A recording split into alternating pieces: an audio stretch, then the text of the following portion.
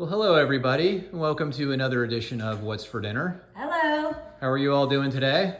Hopefully good. Hopefully great. This weather here in the Ozarks has been beautiful today. Yes. Had some rough weather last night, but today it was like 80 degrees, sunny. It's absolutely gorgeous out. So Yes. very nice day. A lot of trees down. A lot of trees down. You had some damage last night. Yeah. Anyway, so what's going on for dinner tonight? So we're having, are these ribeyes or KC strips? These actually were the ribeyes. Ribeyes, Yeah. okay. So you made 3 ribeyes because Yep. you didn't know if teenagers would be here. And they're not. And 2 fillets, one's on my plate. And you grilled them with charcoal again. I did charcoal grill them, and then didn't put any seasoning, didn't put any oil on them or anything. But when we brought them in, I put a heavy dose for me of the Jane's Crazy mixed up seasoning, and then I also put, well, a couple pads of butter on mine. And what else do we have going on here? I was just gonna say something was very smarmy. Oh. And then bacon, leftover bacon. I didn't have to make it tonight. Guacamole. Yeah. And then we have eggs still simmering because you like yours a little more done and less runny. So Yeah. So I'm I'll probably wait. going to take those too. Okay. Well, that sounds good. So this stuff we made tonight. So let's talk a little bit about metabolic health. Yeah. So we talk about metabolic health. That's kind of the whole purpose here. But when we're talking about that, we're talking about our body's relationship or its reaction to insulin and sugar, or sugar and insulin. Yeah. Anyway, so what will any of this stuff tonight, will it cause us to our blood sugar to rise and then our insulin to rise? I can't talk tonight. I'm having a really hard time right now, and I'm sorry. You sprinted. Maybe you. Yeah, got something. How did you sprint if you didn't have carbs? Yeah, I don't know. I did have some breakfast this morning. My breakfast was around 9 o'clock, and I had some pork rinds, and I had a few little like beef sticks. Yeah. So But, how did you get glucose then? I'm pretty sure gluconeogenesis. I think I took my fat out of storage, and then I sent it to the liver, and then my liver turned it into glucose, and I burned that. But you didn't die on the road? No, I felt pretty good today, actually. Yeah. All right, so I'm being smart. So no, none of this will spike our sugar or our insulin, and eating fat doesn't make you fat. Remember that. The only way to get an insulin spike is to add carbohydrates to this, like baked potato, mashed potato, sweet potato. We all eat sweet potato. We did in the 90s and 80s, thinking it was healthier. Or if you added mac and cheese or pasta or rolls.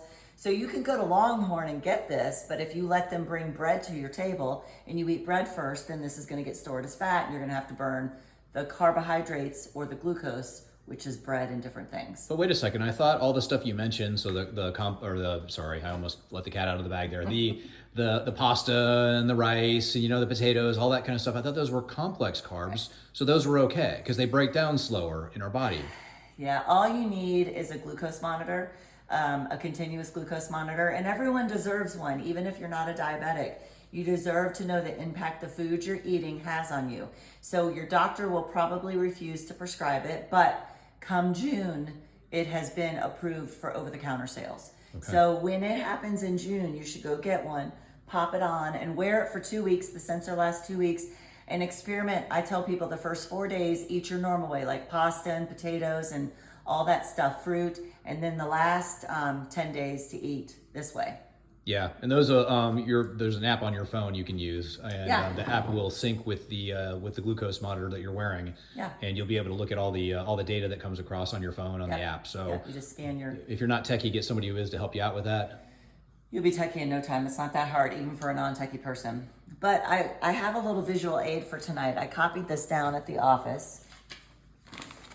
This was a patient's husband that had come in to see me, thinking maybe he needed testosterone because he was really tired and weight gain and all that. After talking with him and doing labs, I diagnosed him as a pre-diabetic. He was shocked and said, I have no idea how I'm a pre-diabetic. I don't eat sugar. So after about 45 minutes of talking with him, this is what I came up with, what he eats. So he drinks soda, he drinks regular Coke, he drinks 2 a day. He used to drink 5, so this is better, but each Coke is 35 grams, so 70 grams for 2 Cokes a day. Every day he has an apple and a banana. So depending on the sizes, apple's about 27 grams, banana is 23 to 27, depending on the size. He has a granola bar like I did. Every day at 10 a.m. I would have a low-fat granola bar. It's 14 grams of carbs. He drinks orange juice every day. 8-ounce serving is 23 carbs. And I think 8 ounces is like like a large tequila shot. I would drink way more than 8 ounces. Pasta is his most favorite meal. He has this 3 to 4 times a week. 40 grams in a cup of pasta. In my addict days, there's no way I would have stopped at 1 cup of pasta. And then he has a sandwich most days with potato chips. So he eats wheat bread, but I calculated white and wheat, but in his total, I calculated wheat. But people eat wheat thinking it's less sugar than white, but it's not. 2 slices of white bread is 28 grams of carbs. 2 slices of wheat is 50. And then chips, I calculated a single serving size. And the caveat to that is he eats gummy vitamins, and he didn't know, and I didn't know. So this is not calculated in that. But we had someone visiting us one time, and their gummy vitamins, before they even ate their sugary breakfast of oatmeal and juice and all that, was 22 grams of carbs in gummy vitamins alone. Yeah. So you're not a toddler, so stop eating gummy vitamins. But all of this stuff added up to be 264 grams of carbs a day. And you can see from here that this isn't everything. This is just kind of what we brainstormed in about a 45-minute appointment. So this is how sugar sneaks in. So when I talk to patients, they always say, I don't eat sugar, because they're not eating cake and Milky Way and Skittles and cupcakes and cookies. Right. So they don't think this is sugar, but this is how sugar sneaks in, because this food is disguised as food, but this is really food-like substances. Our ancestors did not have granola bars. Our ancestors did not have pasta. And our ancestors did not have, gummy vitamins, bread. I mean, none of it. Apple and a banana they might have had, but they were seasonal. And the fruit of our forefathers is not like the fruit of today. Our fruit of today has been hybridized. It's bigger, it's sweeter. You know, you can get anything you want 24/7. Yeah, and I'd add too, like the fruit sugar is some of the most difficult to process. It's at fructose. Yes. And fructose has to be metabolized by the liver, so it's similar to alcohol in that regard.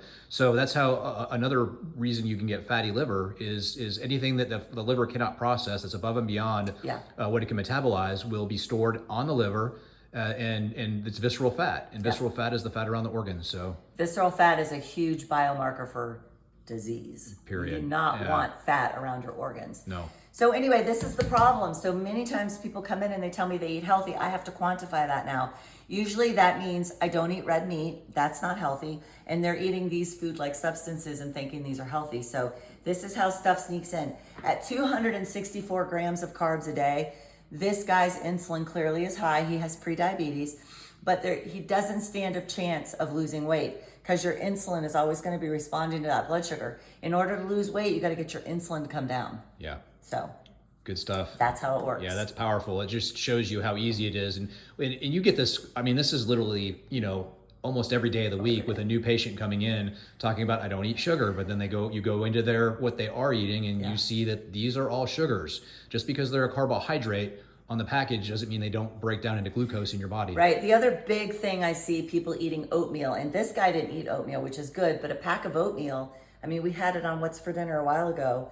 By the time you eat an oatmeal with some honey or banana, I mean, if I'm having you eat 50 grams of carbs or less, you're at 30 grams before you even leave your breakfast table. Yeah. And just to put this in perspective, guys, one more time to look at this, there's roughly 264 grams of carbohydrates in this gentleman's meals that he eats throughout the day. Yeah. I operate on 5 grams or less. Yeah. 20 grams would be a heavy day for me. I'm fat adapted, so it's easy for me, but I do it, and I demand a high level of performance out of my body. I go out and I run sprints, and I stay active. Yeah. And I do all that on minimum to no carbohydrates. Yeah, my carbohydrates a day or more, because I like heavy whipping cream in my coffee, which means I don't like coffee, clearly. So all you heavy whipping cream haters, it's fine. Mark drinks his coffee black, but that's where I get the majority of my carbs. And the heavy whipping cream we use is like less than 1 per tablespoon, but I do use quite a bit. So yeah.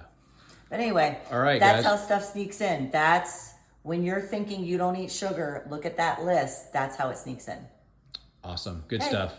All right, guys. Holler at us if you have any questions. Yes. Tell us what you're having for dinner. Yes. We love you all. We're in your corner. We're here for you. Yes. And God bless you all. And we'll see you next time. Okay, bye. Bye.